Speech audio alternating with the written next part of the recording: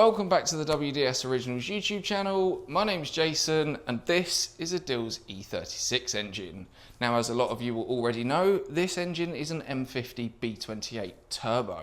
So this is a fully forged engine, and if you watched last week's episode, you'll know that we've already built the bottom end, and in today's episode, we're going to try and get this engine fully rebuilt.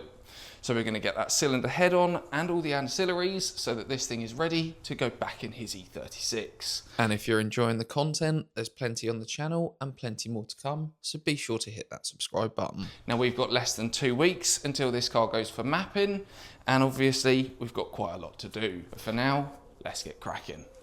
Now, first up is installing those ARP head studs.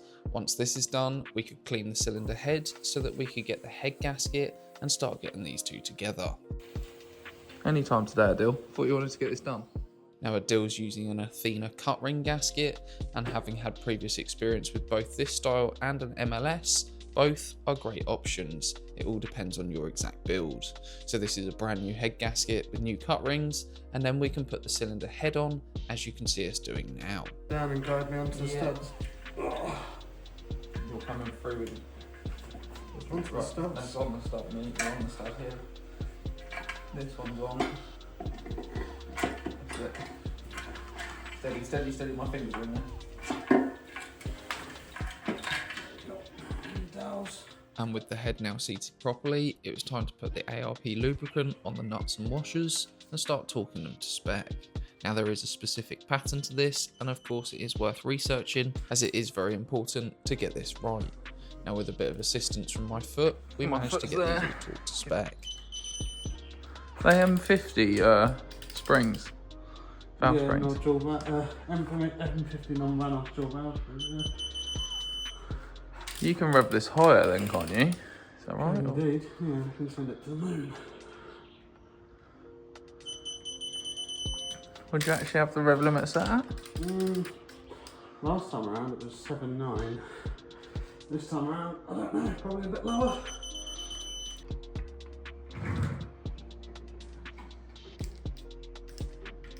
$10 Newton meters?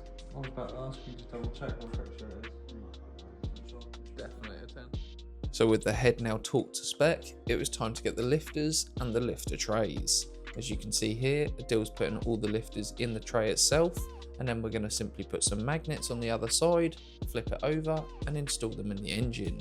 Now, it is normally good practice to rebuild the lifters, but this is something that both Adil and I had done pretty recently. So prior to this engine blowing up first time round, we'd already rebuilt all of these lifters, so we knew that every single one here was in good condition.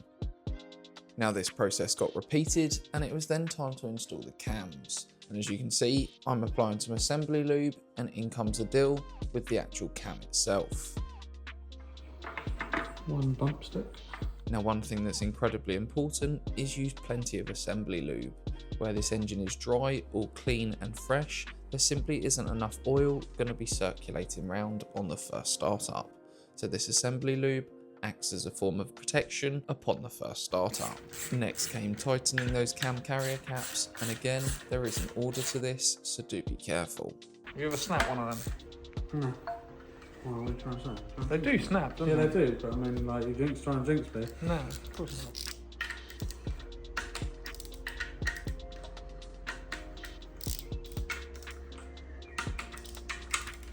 So next comes timing the engine. Now, this is very important, and you need to make sure you get this right. As you can see there, Adil'S installed some custom timing blocks which are specifically designed for boost. Now, with those cams locked in place and the engine sitting at TDC, we could get the main sprocket and the timing chain all set up. Once you've done this, you can head onto the VANOS and get the additional sprockets. Right, what's this? Just because we kept the chains aligned from when we took it apart. If you look at the travel of the VANOS to the travel on there, when you're putting them in. I mean, this bit's not important once the bolt's torqued, but it just means that when we push the VANOS in, we can fully go over and not worry about getting it all wrong. So with the sprockets now sat ready to go, it was time to clean that VANOS unit itself, and then grab some timing tools and actually get this inserted into the engine. Now, this is a bit of a process, and here you can see it myself and Adil just getting it done.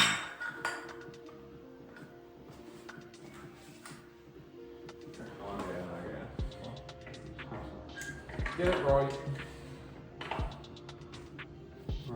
Here's the last tug that pulled it. Ready? Right, ready? Yep. Don't pull it anymore. Happy? Yeah. Now the reason I say this is a process is because there's actually a bit more to it than what you've just seen. What you now need to do is remove the pin and also the blocks on the back of the engine and turn this thing over twice so it does 2 full revolutions, and then once you've done this you can then put the blocks back in and just confirm that it is definitely all timed correctly. Now Adil and I actually did this quite a few times using these plastic blocks which advance and retard the timing according to boost. Test number 104. Now the reason this took us a little bit longer is because these plastic blocks aren't quite as effective at holding those cams locked in place as the metal blocks that are provided in the original timing kit. But eventually we got there. Bang on if you ask me, sir.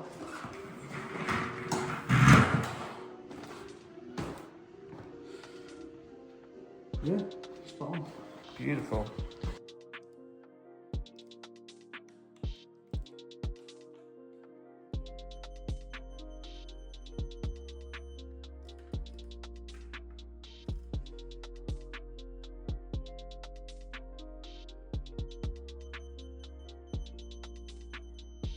So with this engine now timed and everything torqued to spec, it was time to start focusing on some of the ancillaries and making this engine look like an engine again. So as you can see here, we're fitting the thermostat housing and some of the hoses, as this is because one of the bolts also goes through the VANOS unit, and then it was time to finalise our work that we'd done earlier by fitting that rocker cover. Now unfortunately Adil didn't have time to get this powder coated and re-crinkle cut. As we mentioned earlier, we've got less than 2 weeks until this car goes to mapping. So this is just a case of get this car together, get it done, get it mapped, and then anything to make it look pretty can always be done in the future. Now next came installing that oil filter housing, and as you can see, Adil and I had spent a bit of time making sure that all these lines were routed in the correct orientation and making sure that nothing snagged. Now this filter housing is actually off of the M3, hence why there's so many additional ports for things like the oil cooler. Not only that, but Adil has also installed various sensors and obviously runs that main turbo feed line from the housing itself. So with this now done, we could flip the engine upside down and install that sump that was now finally clean. And after wiping the surfaces and installing a bead of RTV, it was time to actually put that sump on and start bolting it down. Now some of you may disagree with the RTV, but both Adil and I are quite experienced in these M50s and M52 engines, and honestly, neither of us have ever had a sump gasket sealed properly.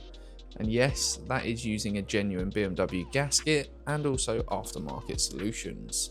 Neither of us have managed to find a better solution than just straight RTV. Yes, it's a bit messy, but after a little clear up process, it doesn't make any difference and it is actually the better seal. Well, that's just our experience anyway.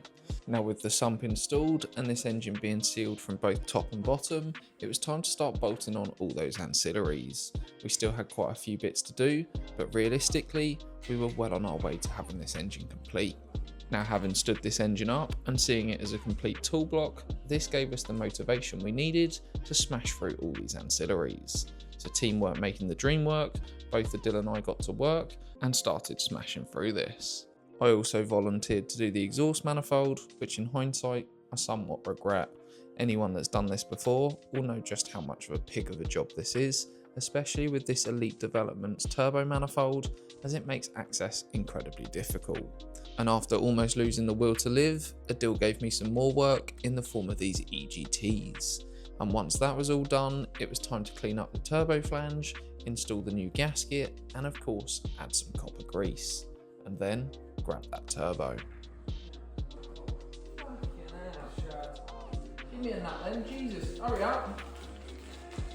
Oh, fucking the studs at the front. Ain't gonna help me, is it? Jesus. What are you doing? Stop piss farting about. Give me a nut. Covering copper slip. Fuck copper. Give me a Did nut. you put a washer on the infant, yeah? No, I needed to hold it for 2 minutes. Give me a nut again. Jesus.